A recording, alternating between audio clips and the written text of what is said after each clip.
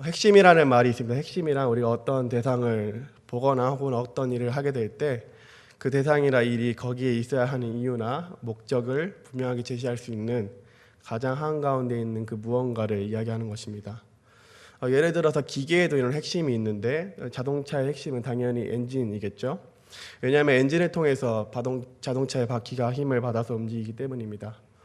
컴퓨터를 볼까요? 컴퓨터의 핵심이라고 하는 것은 조금 어렵지만 CPU라고 있습니다. CPU라고 하는 것은 이제 규소, 그러니까 실리콘으로 만드는 것인데 한글로는 중앙 처리 장치라는 것입니다.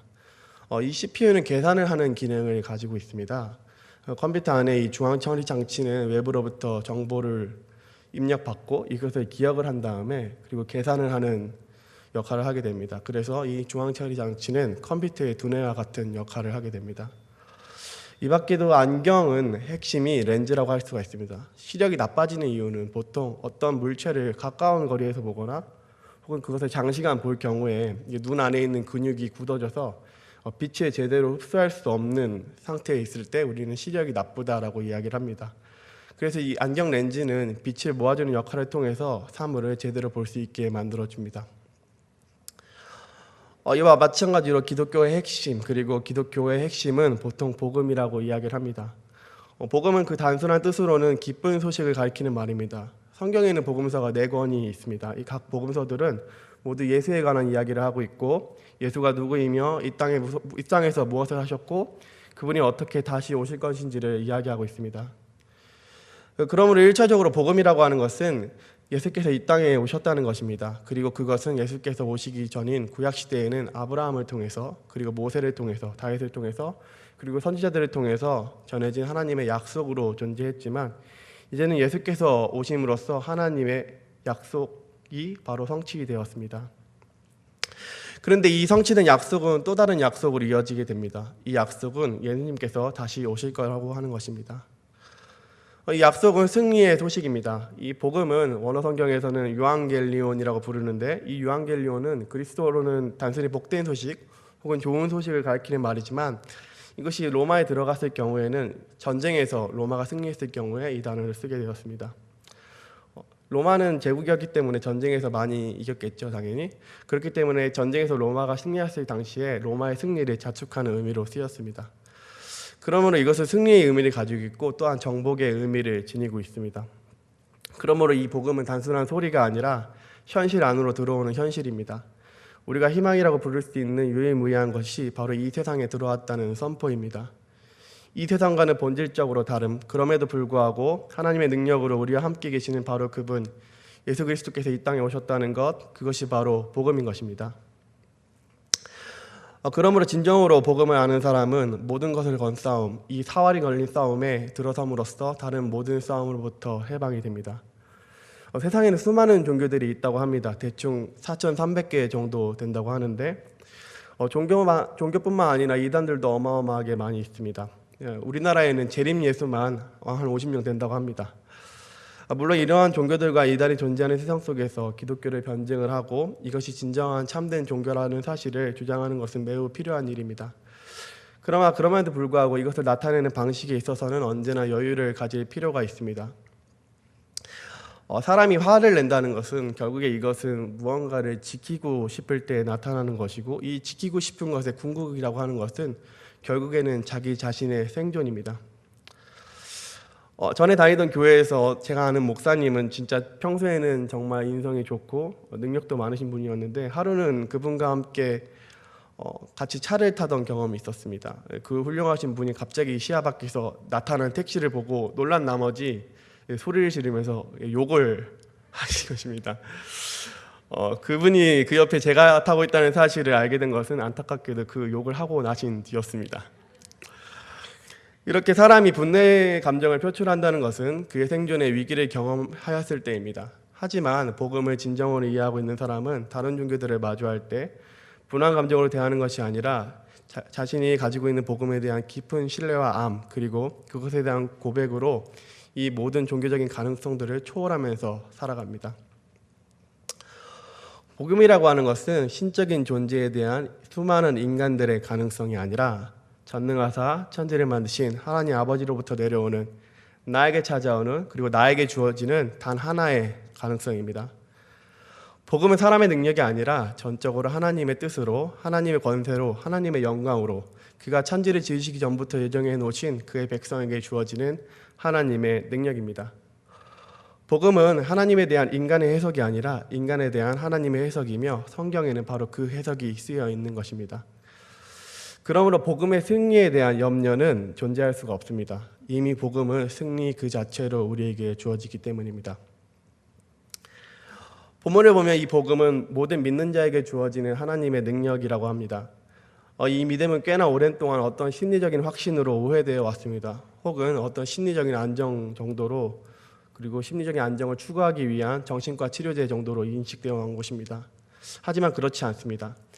바울이 믿음에 관해서 얘기할 때는 그것보다 훨씬 더 높은 차원의 이야기를 하고 있습니다. 바울은 복음을 부끄러워하지 않는다고 이야기하고 있습니다. 이것을 이해하기 위해서는 바울이 주로 유대교 회당을 돌아다니면서 설교를 했다는 사실을 알 필요가 있습니다. 그래서 그는 대적자들이 참으로 많았고 그를 죽이려는 사람들이 많았습니다. 그는 공적인 사람이었습니다. 언제나 그가 복음을 전할 때 공적인 장소에서 하나님의 말씀을 힘있게 전했습니다. 그러므로 그가 복음을 부끄러워하지 않았다는 것은 그가 가진 복음을 공적인 영역에서 선포하는 것에 부끄러워하지 않았다는 것을 이야기하는 것입니다.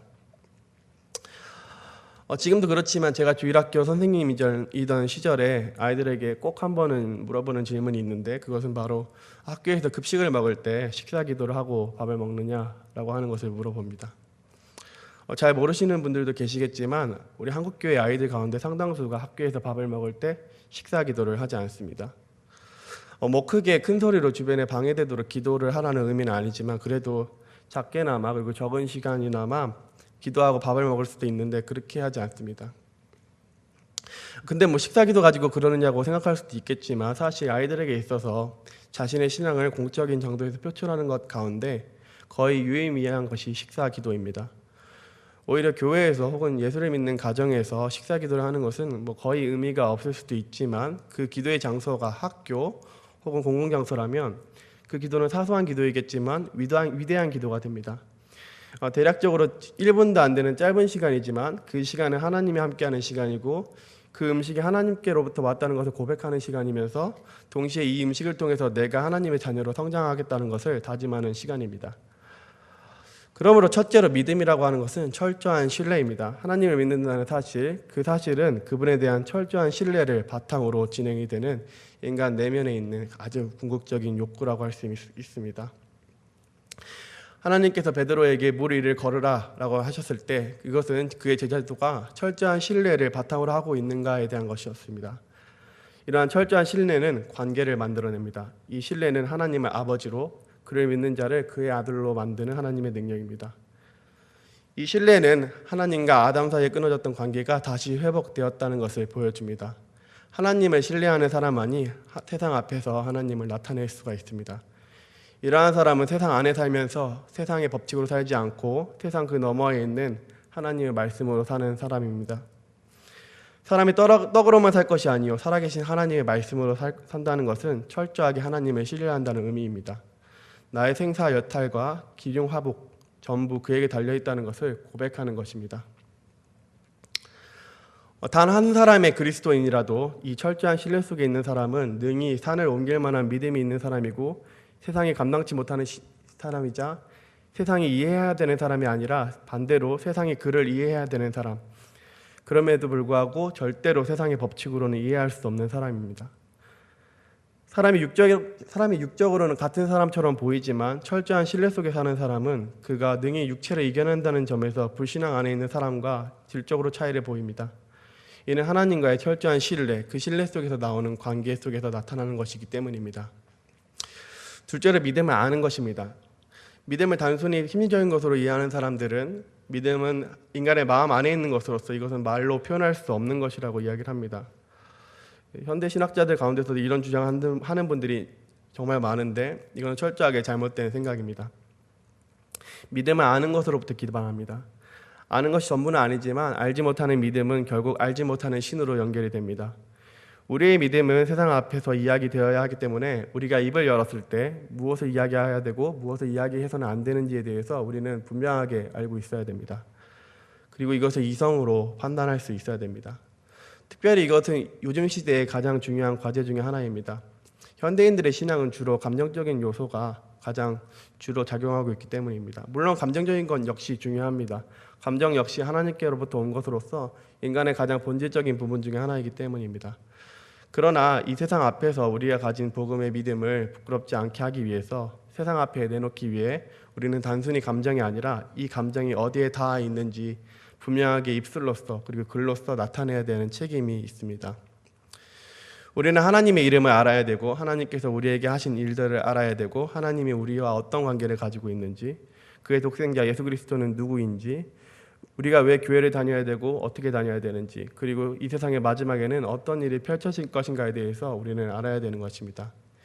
이 모든 것은 성경 안에 써 있고 우리는 성경을 통해서 하나님을 알 수가 있습니다. 그러므로 믿음은 아는 것입니다. 첫째로 믿음은 고백입니다. 본문은 모든 믿는 자에게 라고 되어 있습니다. 우리의 신앙생활이라고 하는 것은 홀로 존재하는 것이 아닙니다. 우리가 믿음을 가지기 시작하면 언제나 나에게 그 믿음을 주신 분이 나와 다른 사람에게도 그와 같은 것을 주셨다는 것을 깨닫게 됩니다. 그렇기 때문에 우리는 같은 믿음 안에서 서로를 형제와 자매라고 부릅니다. 우리는 형제나 자매의 모습 속에 보이는 하나님의 형상을 느낄 수 있고 우리는 그의 지체로 불러주신 하나님께 감사할 수 있습니다. 이 감사가 바로 고백입니다. 주는 그리스도시요 살아계신 하나님의 아들이니이다 라는 것은 주를 우리의 주인으로 고백하는 것과 동시에 이것은 감사입니다. 우리를 하나님 안에서 묶어주신 하나님 아버지께 감사할 수 있습니다. 신앙 고백은 우리가 닿을 수 없는 어떤 지점으로 우리를 인도합니다. 인간의 말과 언어에는 당연히 한계가 있습니다. 분명히 인간의 말과 언어는 하나님에게 닿을 수가 없습니다.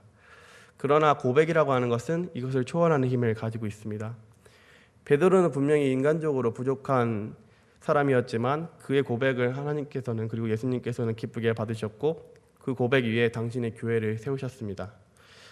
그렇기 때문에 교회는 이 수많은 약점들과 단점들 그리고 연약함 속에서도 지금도 이 자리에 존재하고 있으며 하나님께서는 교회를 통해서 자신의 일을 해나가고 계십니다.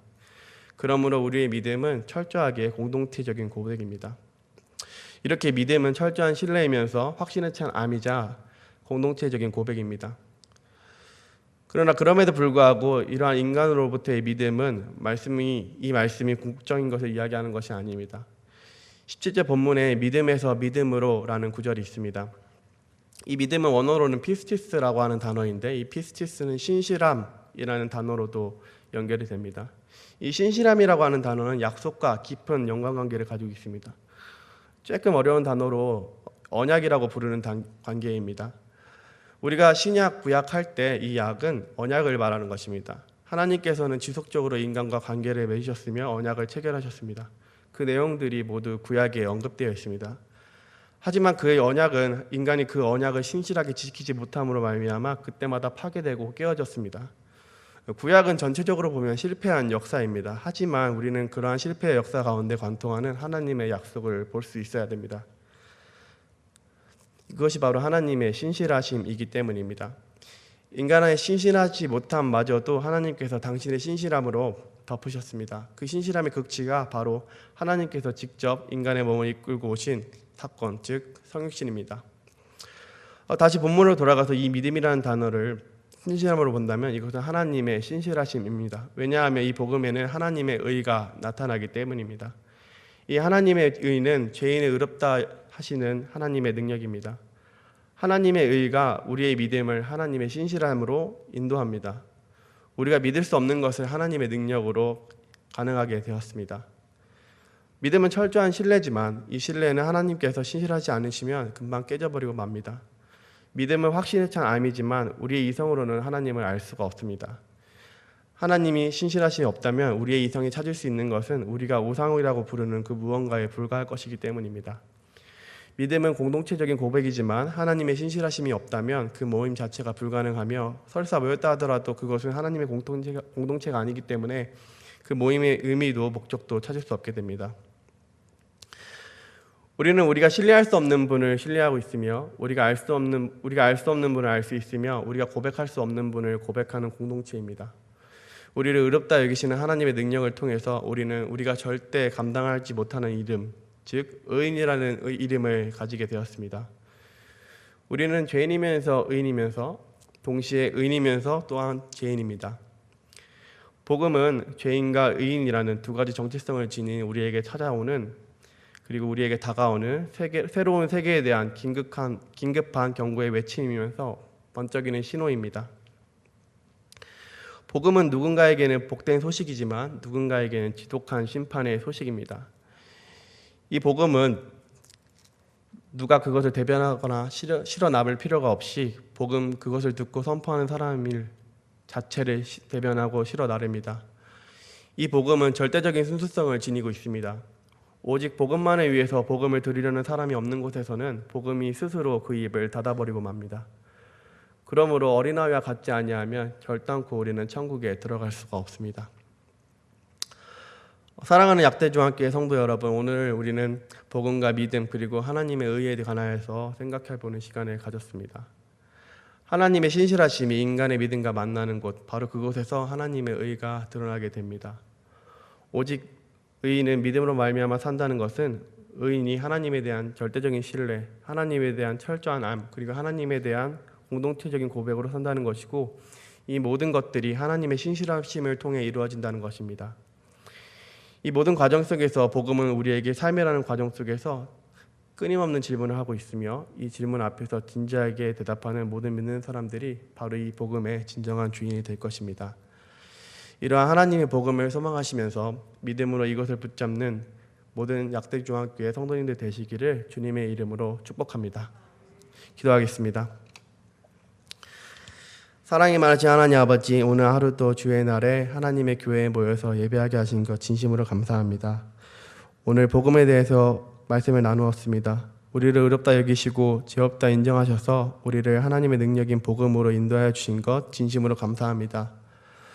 이제 또 한 주간을 살아가려고 합니다. 우리가 믿음으로 그 모든 일을 감당할 수 있게 해주시고 하나님의 사랑 안에서 우리 삶 속에 있는 주의 신실하심을 체험하는 복된 한 주가 되게 하옵소서. 감사드리오며 예수님의 이름으로 기도드립니다. 아멘.